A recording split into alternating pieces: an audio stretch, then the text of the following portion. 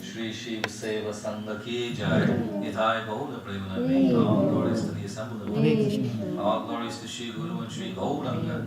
All glories to Shri Prabhupada. Namo Vishnu Padaya. Krishna Krishnaya Bhutale. Shri Mati Bhakti Vedanta Swami Dinami. Namaste Saraswati Devi Gauravani Puchani.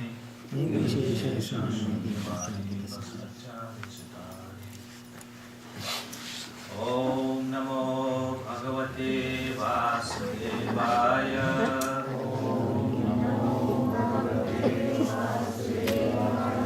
Om Namo Bhagavate Vasudevaya.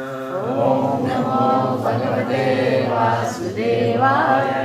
Om Namo Bhagavate Vasudevaya. Om Namo Bhagavate Vasudevaya.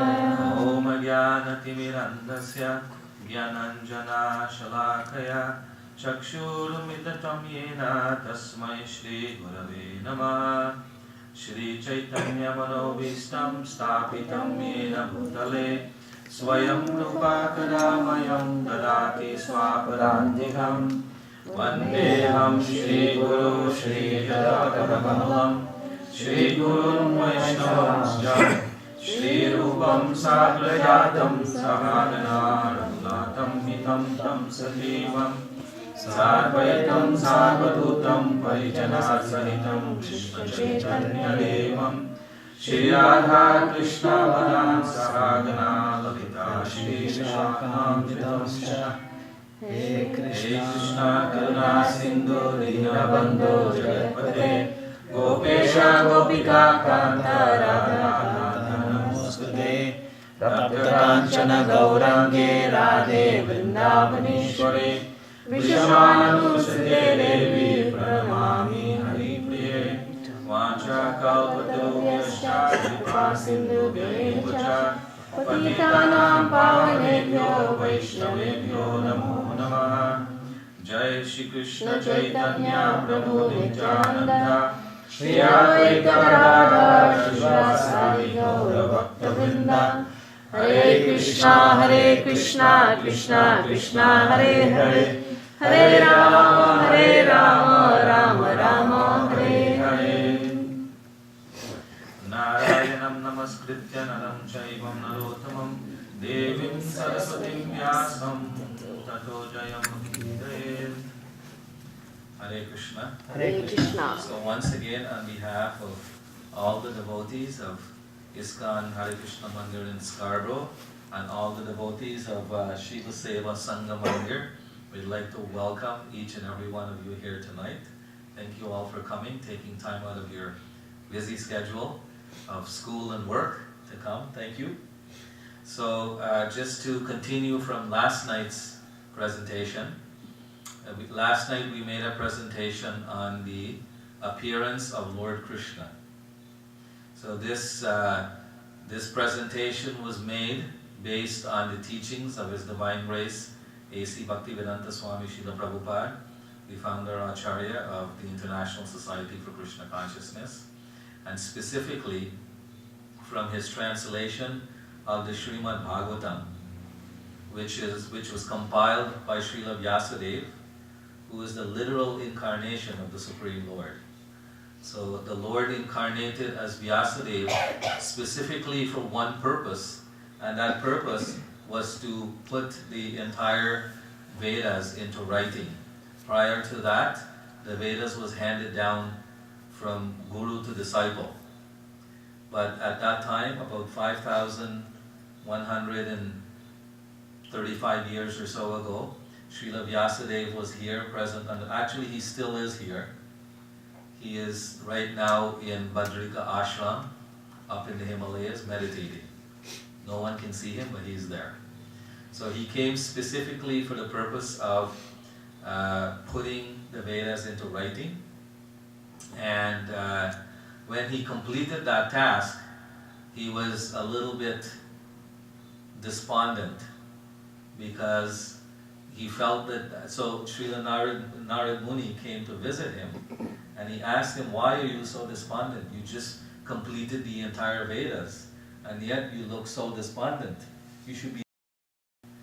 So Srila Vyasadeva said, well, the reason I'm feeling despondent is because I felt that I haven't adequately glorified the Lord. So then Narad Muni suggested to him that he should summarize the entire Vedas. And so he did that, and he summarized it into a book called Bhagavad Puran, or Srimad Bhagavatam. So the Bhagavad Puran deals specifically with the pastimes of Lord Krishna and his devotees. So the presentation that we made last night on the appearance of Lord Krishna is taken from the 10th canto of Srimad Bhagavatam. Srimad Bhagavatam is divided into 12 cantos, or 12 major parts. So the 10th canto deals with the entire pastime of Lord Krishna. From the time before Lord Krishna appeared, to the time of his departure from Dwarka. So last night, Ananda Gauranga Prabhu made a presentation on the appearance of Lord Krishna. And tonight we will continue that presentation. So last night, as you can remember, all of you were here, so you remember that he dealt with the topic of Lord Krishna's appearance up to the point where Lord Krishna appeared. So as he mentioned last night, Lord Krishna appeared on the dark night, the eighth day of the waning moon, or the dark night. That's the waning moon is after the full moon, right? That's when the moon wanes. So he appeared on the 8th day after the full moon, in the month of, what is that month called? Shravan. So the Lord appeared at the stroke of midnight on that day. So since that day, all over the world, for the last more than 5,000 years ago, we have celebrated that day, and the day is called Janam Ashtami. The Janam, the appearance of Lord Krishna. That that day is celebrated all over the world, and it was celebrated at the time of Lord Krishna. So as we mentioned earlier, Lord Krishna appeared at midnight on that day. The following day is called Nandotsava. So that is the day that Nanda Maharaj celebrated the appearance of his son, Lord Krishna. Of course, Nanda Maharaj didn't know that Lord Krishna appeared not as his son, but as the son of Vasudeva and Devaki. And Krishna was brought to Gokul from Mathura and replaced with Nanda Maharaj's daughter.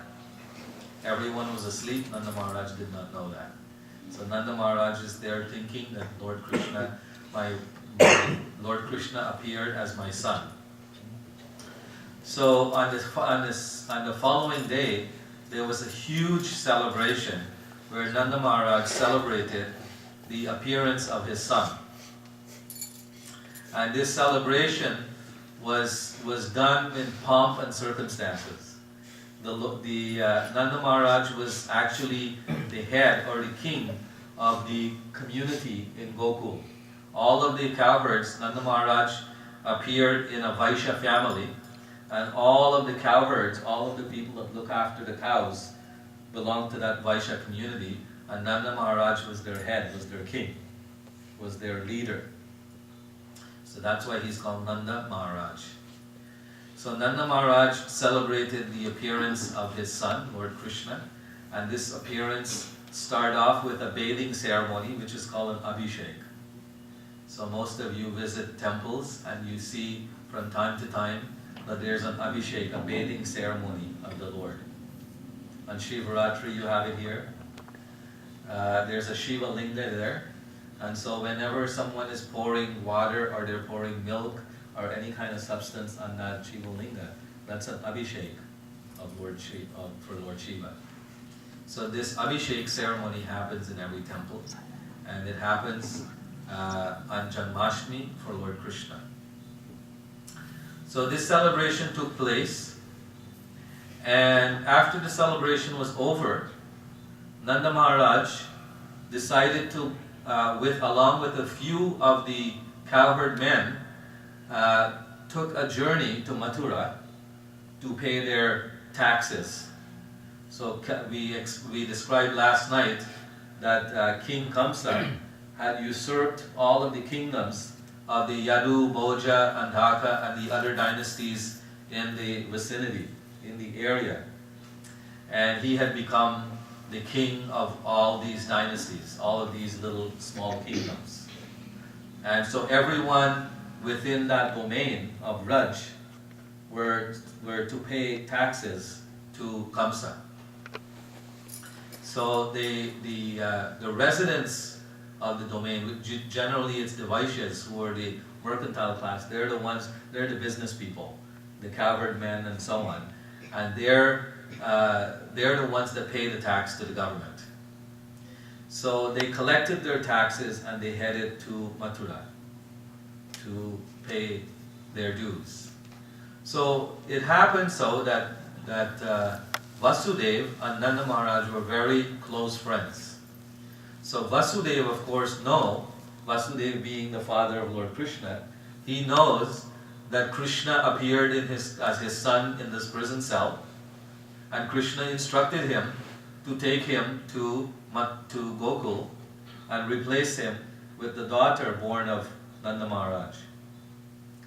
So obviously Vasudeva is very concerned about his son. We discussed last night that Kamsa, when he was driving the chariot of his sister home, he heard this voice from the sky who told him that the 8th child of Devaki will kill him. So Vasudeva knew this because he was there. So he was concerned for Krishna's safety. Of course, he wasn't thinking that Krishna is the Supreme Personality of Godhead. And even though he may be in the form of a small baby, he's just as powerful as he would be in his original form of Shyam Sundar. So Vasudeva is concerned about Krishna's safety. So he made arrangements. Now, of course, he was out of prison. The 8th child was born, which at the time Kamsa thought was this girl baby. And he tried to kill her, and then he got his second message. And another Gauranga Prabhu was so, he liked to say that Kamsa was called a fool twice, but he was indeed called a fool twice. But he took great joy in saying that. Because, of course, Kamsa was a fool. Right? Me too. Because, sorry? Me too. Yes, Kamsa was a fool because he felt that he could kill the Supreme Personality of Godhead. And he could change the course of history. He felt if he killed these 8 children, then he will change the course of history. That's the confirmation. But of course we know now that he couldn't do that. So Vasudeva arranged for a very nice place where Nanda Maharaj could stay. And then at the appropriate time, Vasudeva went to meet Nanda Maharaj. Now he was out of prison. The 8 children were born, he's now out of prison. So he went to meet Nanda Maharaj, and he had some very sweet discussions with Nanda Maharaj, and asked him about the welfare of baby Krishna, and how the celebration went, and so on and so forth. And then in a veiled way, in a very indirect way, he told Nanda Maharaj that Krishna is his son, but in an indirect way. But Nanda Maharaj did not grasp that indirect telling story, or not story, but the indirect conversation. But then he also warned Nanda Maharaj that Kamsa is not satisfied. Kamsa was not satisfied with killing these 8 children. That he is still on a rampage. He will be out there looking for children to kill. Because he wasn't happy. So, and of course he was told by by Mahamaya in the form of Durga that this 8th child is born elsewhere. That's what she said, Kamsa, you fool. The child that was born to kill you was born elsewhere. So now Kamsa is worried. He tried to kill a baby which he didn't know was not the baby, and now he knows that the baby is somewhere else. So he was determined to kill them all the children born in that period. So Vasudeva goes back to decide. He finished paying his taxes, he's had his meeting with Nanda Maharaj, and now he's heading back to Gokul. In the meantime, Kamsa called all of his associates. His associates, when one person, there's a saying, birds of a feather flock together. So Kamsa is a demon, and all of his friends are all demoniac. They all think like him. So we learned last night that Kamsa started his persecution by killing the Brahmins, because the Brahmins were performing sacrifice, and the sacrifice is meant to please the Supreme Lord. So Kamsa called his demoniac friends, and he started devising plans on how to kill these babies that were born. So he ordered one particular demon. Her name is Putana, a demoness. She was a witch. She's explained as being a witch. And in Srimad Bhagavatam, she's named as a particular type of witch. She's called a Kechari. The Kechari are witches who know the black art of killing children. So it explains that in certain parts of India, like in the western part of India, these Kechari witches are around, and they fly on uprooted trees. You rip the tree out of the ground, they fly. In movies you see witches flying on a broomstick. They got the idea from these Kechari witches. They fly on so tomorrow there'll be a lot of witches flying everywhere. All these little Kecharis will be flying everywhere on their broomsticks, but the big Kecharis fly on the uprooted trees. So this was Putana. Putana was a witch whose prime purpose was to kill little children. So she was very expert in doing that. And so Kamsa recruited her to kill these babies. So the first place she went was Gokul, or one of the first places she went was Gokul. But when she went to Gokul, she didn't go in her normal form of an ugly witch, but she disguised herself. She assumed the form of a beautiful young lady. Very well-shaped young lady. It's explained in the Srimad Bhagavatam that she had slim waist and she very well-shaped and she wore beautiful earrings and she looked exceptionally beautiful. When the ladies of Gokul, the cowherd ladies, when they saw her, they thought she looked so beautiful, they thought Mother Lakshmi had actually come to visit Lord Krishna. So we know Mother Lakshmi is Krishna's wife. So they're thinking that Mother Lakshmi has come to visit her husband, who has taken this form of a baby. So when she entered Nanda Maharaj's house, no one objected. She came uninvited, and no one objected to her arrival. No one asked, "Who are you and where are you going?" No one, because she looked so beautiful, she was so well dressed, and she carried herself so nice, and she had this sweet smile on her face. And her eyes were darting in every direction. She captivated everyone's attention. So no one asked her anything. She just waltzed right in, and she went straight to the bedroom, where baby Krishna is lying on a bed.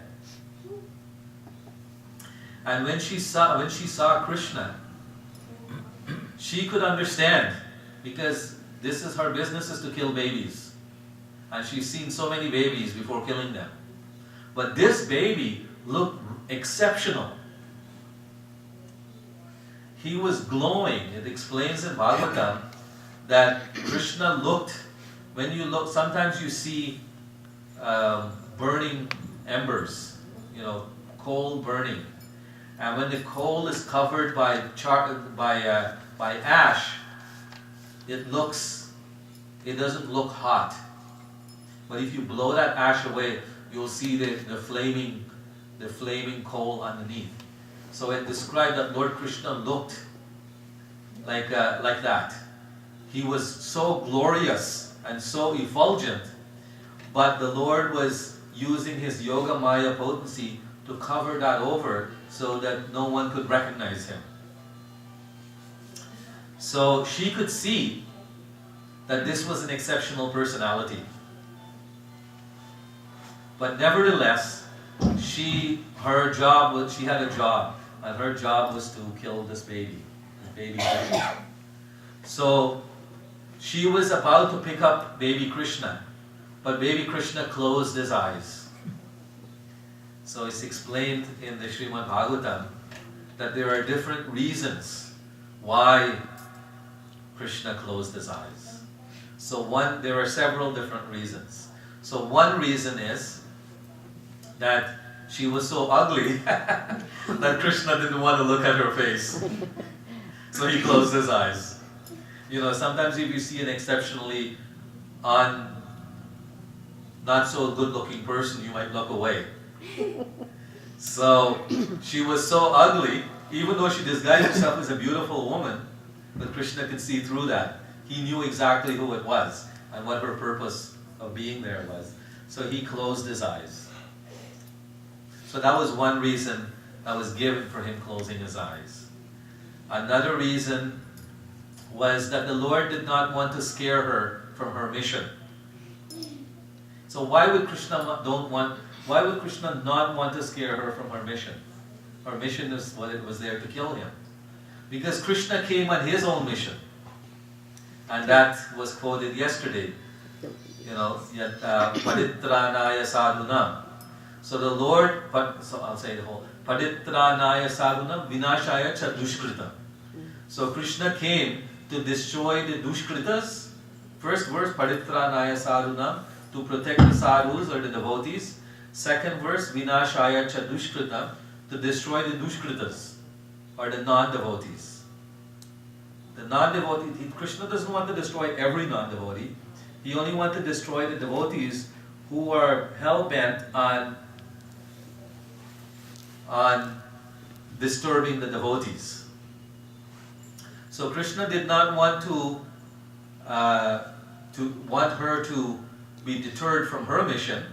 At the same time, he wanted to fulfill his mission, which is to kill the dushkritas. So by closing his eyes, he gave her courage to pick him up.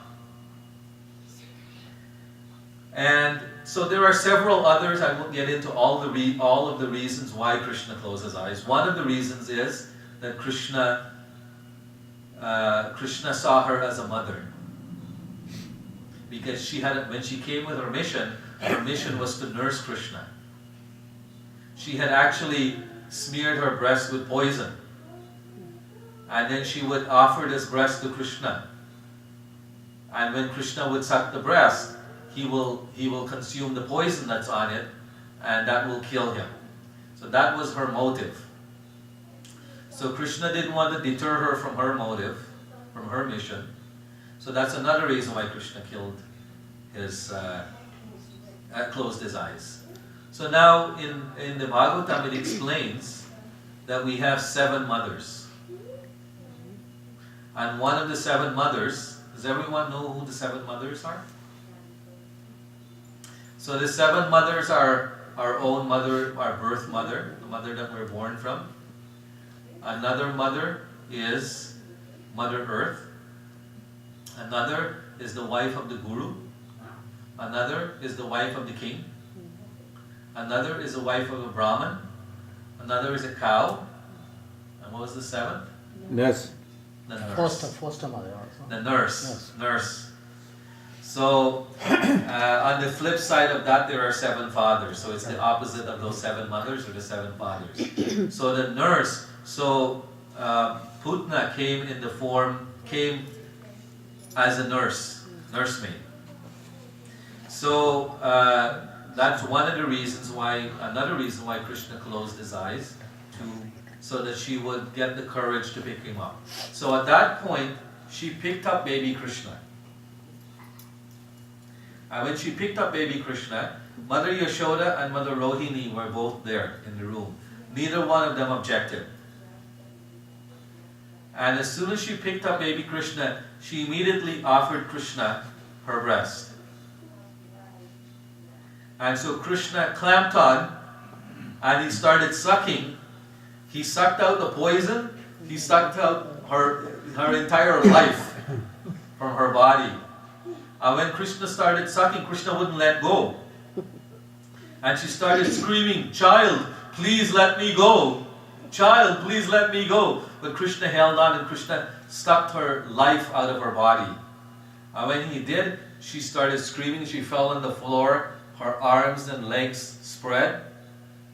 And she lost that beautiful body that she had assumed and regained her original body, her original ugly witch body, which is described as being 12 feet long.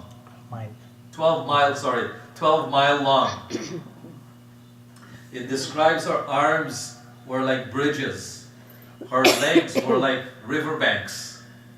Her breasts were like small hills. Her hair was bushy and red, like bush, And so she fell dead, and and Krishna was playing on her lap. So all of the residents of Gokul was amazed to see the sight, and at the same time, Nanda Maharaj and all of the cowherd men that had gone to Mathura to pay their taxes was arriving home. And they saw this sight, and no one could believe their eyes. So they were all standing there talking. And then at that time they decided that they have to get rid of this body. So they cremated the body of Putana. And so like this, Krishna liberated Putana, because Putana came and played the part of a mother. So Putana received the same benediction that Mother Yashoda got. She was actually promoted to the spiritual world. Mother Yashoda played the part of a mother of Lord Krishna, and she was promoted to the spiritual world. Similarly, Putana, who came with ulterior motives to kill Lord Krishna, still she was also given the same benefit as Mother Yashoda. Why? Because she offered Krishna her milk. Even though it's poisoned milk, nevertheless she offered Krishna her milk. So this is how merciful Krishna is. So just imagine, Krishna says in Bhagavad Gita, Patram Pushpam Phalam Doyam Vyome Bhakti Praj. He said, just offer to me with love and devotion a fruit, a flower, leaf or water. So here, Putana is offering poisoned milk to the Lord with the intention of killing the Lord. And she gets promoted to the spiritual world, to Goloka Vrindavan. Just imagine what benefit we would get if we offer, as Krishna says in Bhagavad Gita, with love and devotion, fruit, flower, leaf or water. So just imagine the benefit that we would get if we offer with love and devotion, fruit, flowers, leaf and water. So this particular Leela gives an insight or a glimpse of how merciful. One of the qualities of Lord Krishna is he is the most merciful. We can be merciful, we can feel merciful to someone else. We see someone begging in the street, we give them 5 cents or a quarter. That's being merciful to someone. But that mercy is nothing compared to the mercy that Lord Krishna can give. And Lord Krishna showed this by giving this mercy to Putana. So now life went on in Mathura, and went on, and then a year passed by. And now we're at a 1-year celebration of the appearance of Lord Krishna. So on the 1-year celebration, on the first Janmashtami, or the second Janmashtami, Krishna is now 1 year old. They have another big, Nanda Maharaj organized another big Janmashtami celebration. And all of the residents of Gokul are there, and Brahmins are invited from everywhere, and they all came. They performed this great Abhishek ceremony of Lord Krishna. Mother Yashoda bathed Krishna and dressed him very beautifully in a beautiful yellow dhoti and beautiful outfit. And then Mother Yashoda put Krishna down to rest. So she put him on a small bed to rest, and she asked some of the small children if they can take care of Lord Krishna while she is looking after her guests. So she goes and she starts looking after the guests, make sure everyone is doing well.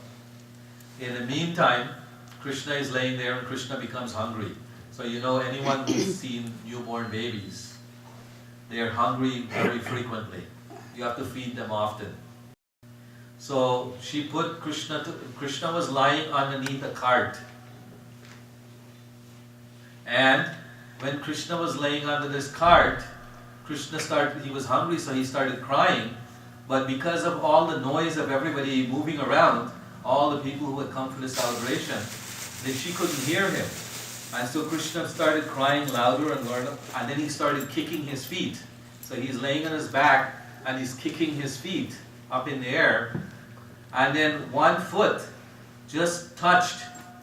He was laying under this cart, and the cart was filled with all kinds of utensils. And one foot touched one wheel of the cart, and the wheel broke into pieces. The hub of the wheel went flying in one direction, the spokes of the wheel went flying in another direction, and the wheel was going everywhere. All the pots and pans that were on the cart fell off the cart. So now, my leg is giving me problems. So now, Lord Krishna, now he's got Mother Yashoda's attention. So Mother Yashoda and all of the gopis and the cowherd men came running to the spot. Mother Yashoda immediately picked up baby Krishna and held him in her arm. And all of the cowherd men are standing around looking and and they're all talking among themselves, trying to figure out, how did this cart fall? And how is it, it's a miracle that this cart hasn't touched baby Krishna. So all the little children that were there, they started telling that no, the cart didn't just fall, Krishna kicked it. But of course they won't believe Krishna, they won't believe the little children, because they're thinking, how can Krishna smash this huge cart that is loaded up with utensils? How can a little baby smash a big cart that is loaded up with utensils? They couldn't believe it. So they came to the conclusion that Krishna, they must have done something very good in their previous, baby Krishna must have done something good in his previous life, and they all must have done something very good in their previous lives, that this baby, that so many calamities are happening, and they're all centered around Lord Krishna, and yet nothing is harming Krishna. So immediately, Mother Yashoda picked up baby Krishna and she started chanting 12 names of Lord Vishnu to protect Lord Krishna, to protect his body. So she chanted different names, starting from his feet to his leg, to his leg, to his thigh, to his waist, his front, his back, everywhere. She's chanting mantras to protect every little inch of Krishna's body on the exterior. Then she's chanting mantras to protect every inch of Krishna on the interior. So like this, Mother Yashoda, Lord Krishna had Mother Yashoda and all of the gopis and the gopas wrapped around his little finger with his yoga maya potency. They were all deluded into thinking that this is their beautiful little baby, and they have to do whatever it takes to protect this baby from being harmed in any way. So Mother Yashoda she fed baby Krishna after this, and she put baby Krishna down to rest. Again, the cowherd men picked up the cart wheel, they put everything together, put it back, fixed the cart, put the wheels back on, and picked up all of the utensils that had been scattered everywhere and stacked it back on top of the cart.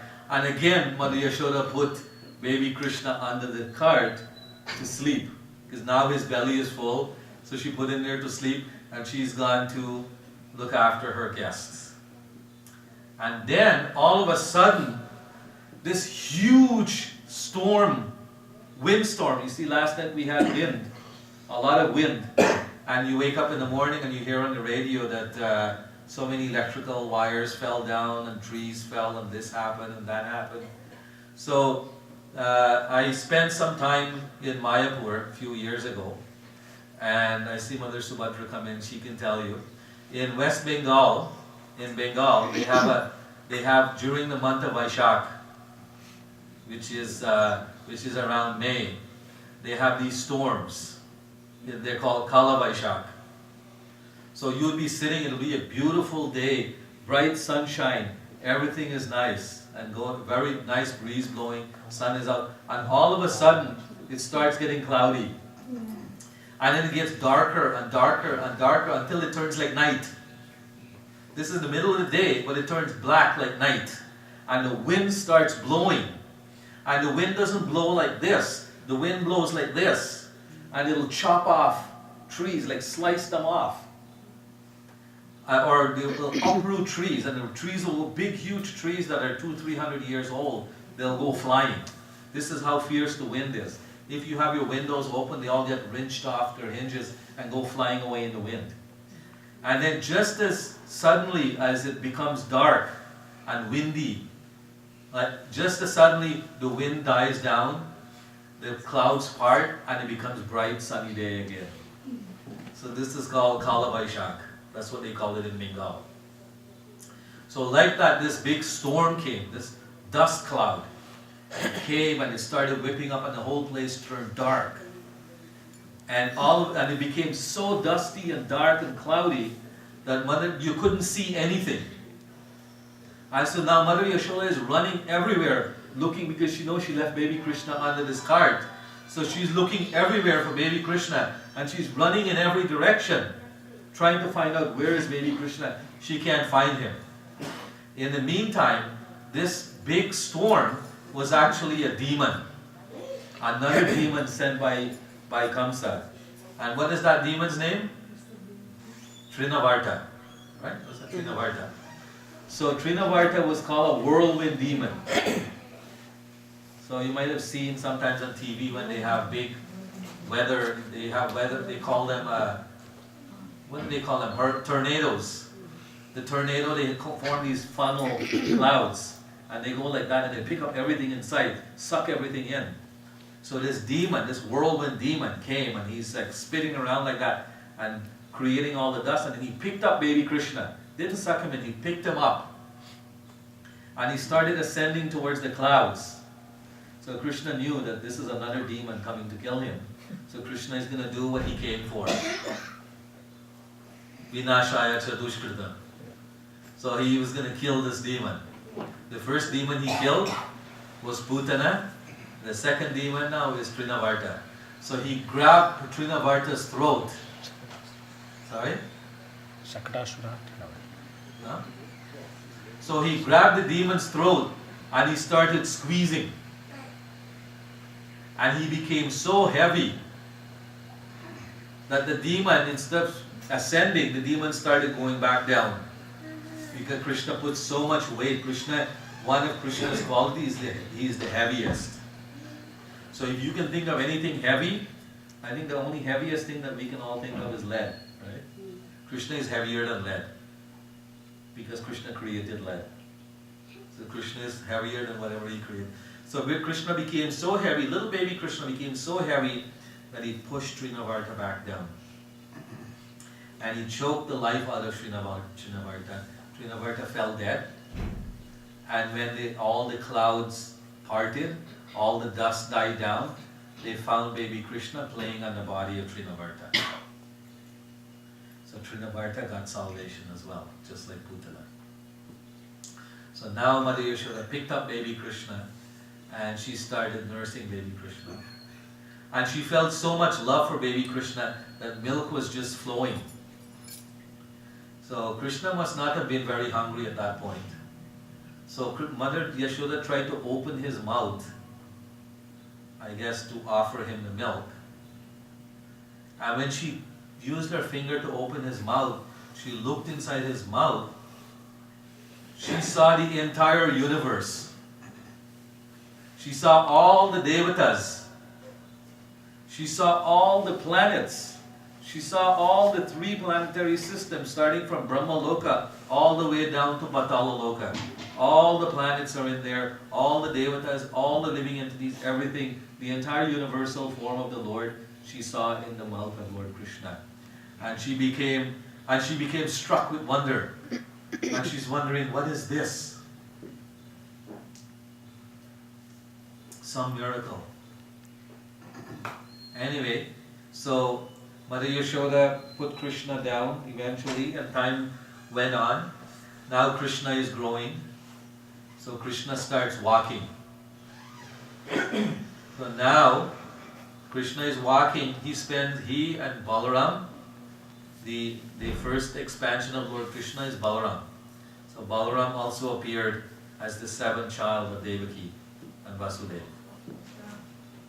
So Balaram, and we heard last night that even though he appeared as the 7th child of Vasudeva and Devaki, through the agency of the Lord's Yoga Maya potency, Yoga Maya transferred this child to Vasudev's other wife, Rohini.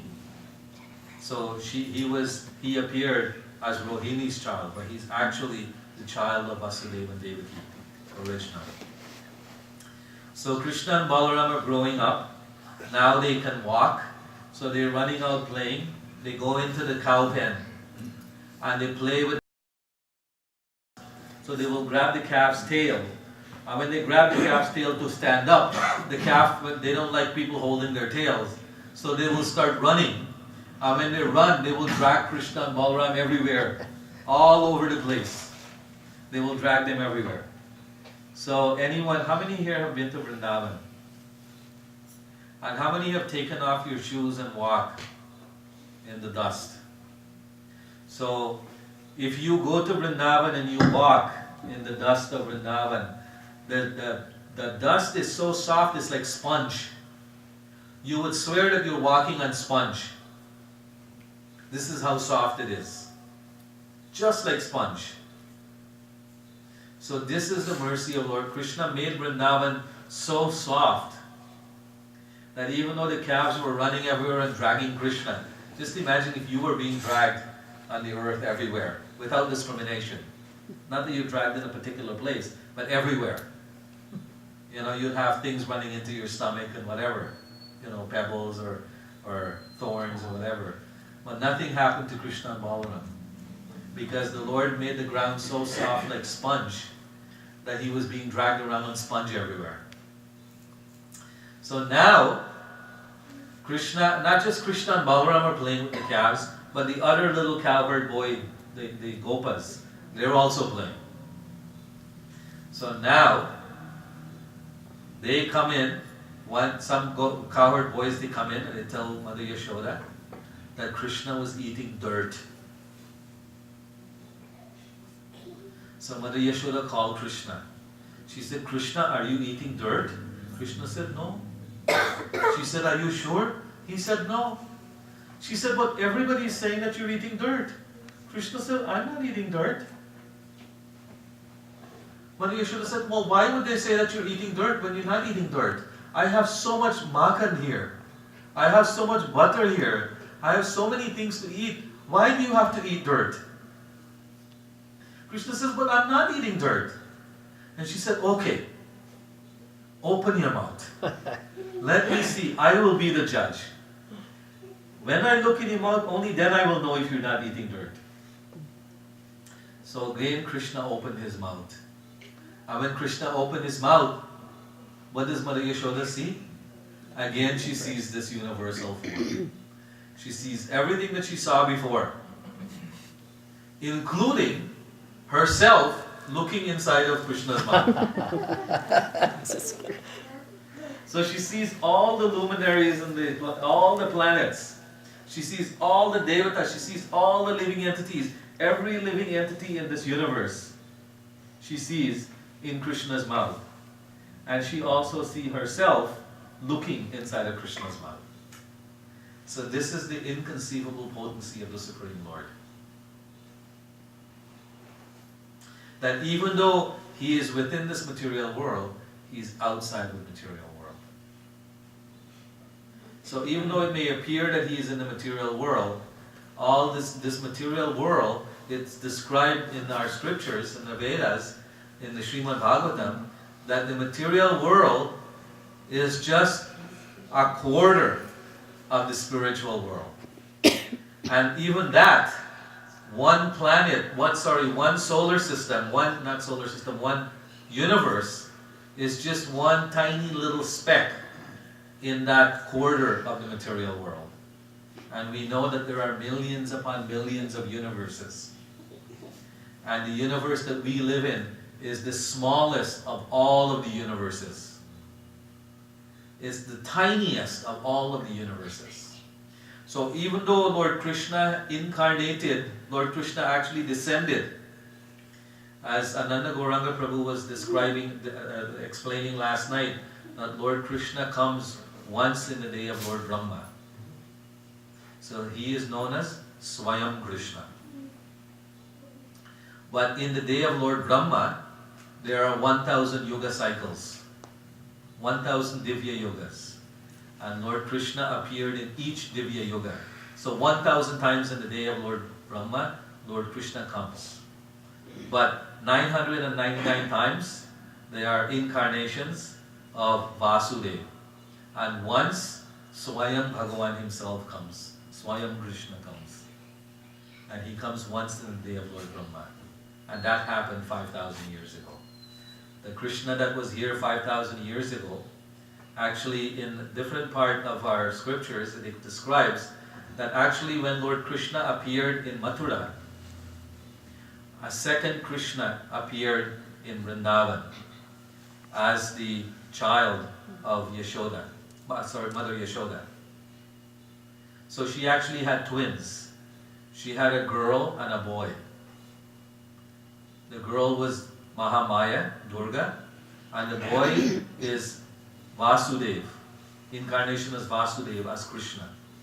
So when Nanda Maharaj came, when Vasudeva came and he brought Swayam Bhagavan with him, Swayam Krishna, and he placed Krishna on the bed beside Mother Yashoda, that Krishna, Swayam Krishna, merged, the Vasudeva Krishna merged into the body of Swayam Krishna. So the two Krishnas became one.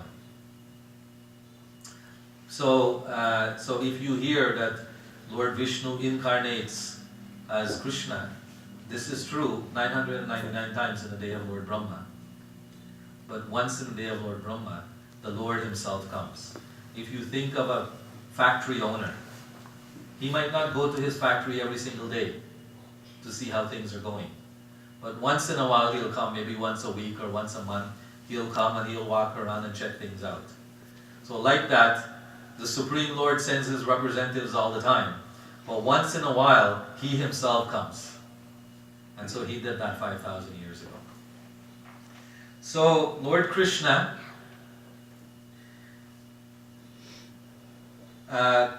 started walking and running, and so he got dragged around by these calves, and this is the sporting pastime that the Lord have with his devotees. As we know from our scriptures, that there are 5 types of relationships that we can have with the Supreme Lord.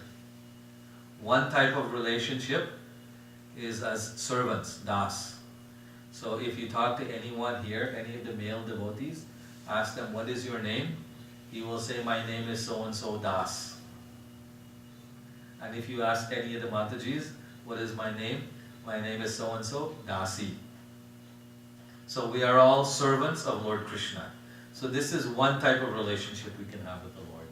Another type of relationship is one of friendship. So we hear so many pastimes of the Lord in Vrindavan with the gopas, with the boys, the cowherd boys. So this is one of friendship. Another type is one of parent and child. So again, this was exhibited in Vrindavan pastime with Krishna and Nanda Maharaj and Mother Yashoda, Vasudeva and Devaki. They are the parents, Krishna is the child. One is as a lover. So Krishna with the lovers and the gopis. We have that loving relationship with the gopis. And another is one of awe and reverence, where you see Krishna as a powerful personality. And that's where your relationship begins, and that's where it ends. Just seeing him as a powerful personality. So these are 5 types of relationships that we can have with the Lord. And so our aim is that we should try to develop one of those relationships. So the best type of relationship that we can develop in this day and age, a starting point, is one as a servant. So we should look at every opportunity on how we can serve the Lord. We should take every opportunity to serve him. We can serve him by offering him, Krishna says, Patram Pushpam Phalam. We can offer him food. We have temples. One type of service, we can clean the mandir. We can sweep, we can wash, we can clean. So if we can think of so many different types of things that we can do for the Lord. So our humble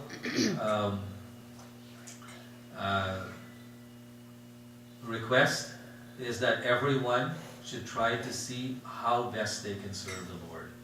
And this month of Kartik is the best time to start that. If we haven't already started, it's the best time to start, because it explains that whatever we do in this age, in this month, whatever we do is magnified 1,000 times. So whatever good we do is magnified 1,000 times.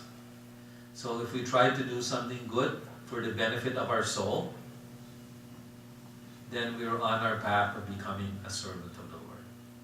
So time is running short. I will end there. There were 2 other stories pastimes I wanted to share, but we don't have any time for that tonight. That will probably be taken up. We had lamps that we lit, and we offered lamps to the Lord, and we sang this beautiful bhajan. And so now we'll ask what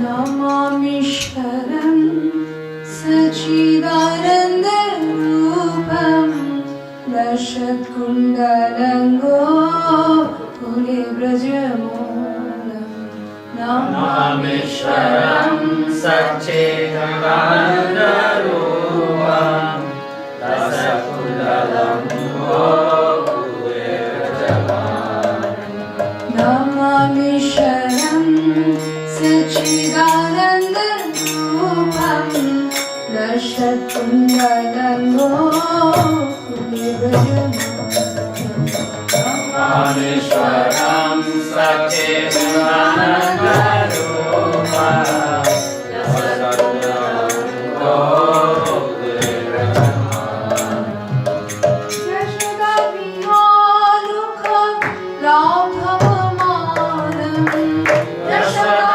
Viyalukha Ladhavamanam Yashoda Viyalukha Ladhavamanam Yashoda Viyalukha Ladhavamanam Param Nishchamatam Tato Drutta Gopa Param Nishchamatam Tato Drutya Gopya Namamishwaram Sachidananda Rupam Dashat Kundalango Kule Brajamolam Namamishwaram Sachidananda Rupam Dashat Kundalango Kule Brajamolam Rudantam Muhunetra Yuman Vijantam Rudantam Muhunetra Yuman Vijantam Karam Bhujayumina Shatankanetram Karam Bhujayumina Shatankanetram Mushashakam Pa Tridekantha Mushashakam Pa Tridekantha Mushashakam Pa Tridekantha Mushashakam Pa Tridekantha Sthitagriva Damodaram Bhakti Padam Sthitagriva Damodaram Bhakti Padam Namamishwaram Sachidananda Rupam Dashat Kundalango Kule Brajamolam Namamishwaram Sachidananda Rupam Dashat Kundalango Kule Brajamolam Vidishalinavi Ananda Kundi Shraddha Shamimachantam Akapayantam Vidishalinavi Ananda Kundi Shraddha Shamimachantam Akapayantam Vidishalinavi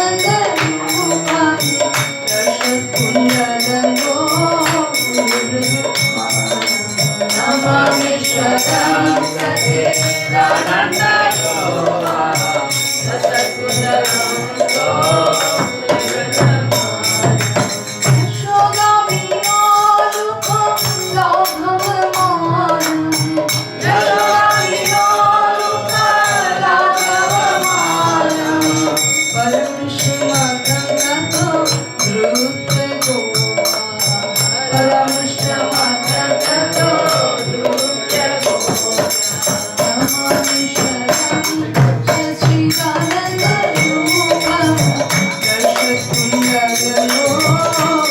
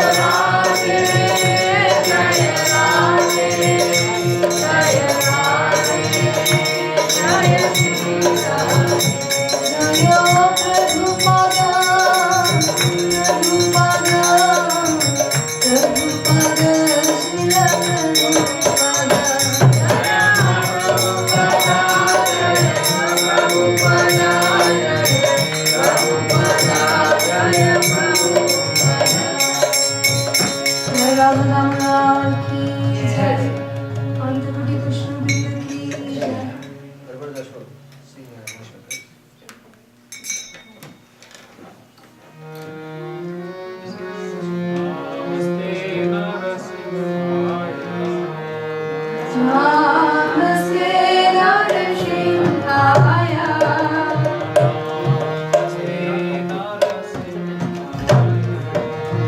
Namaste Narsimhaya.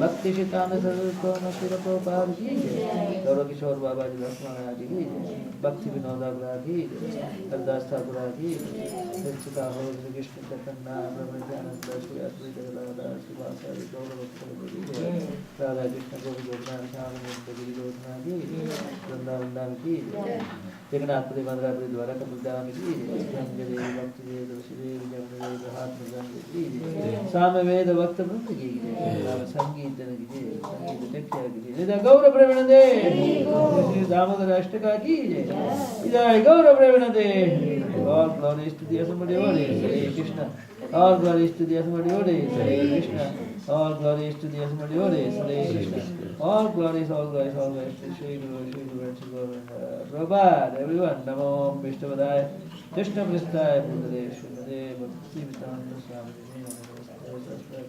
Gauravani Puchani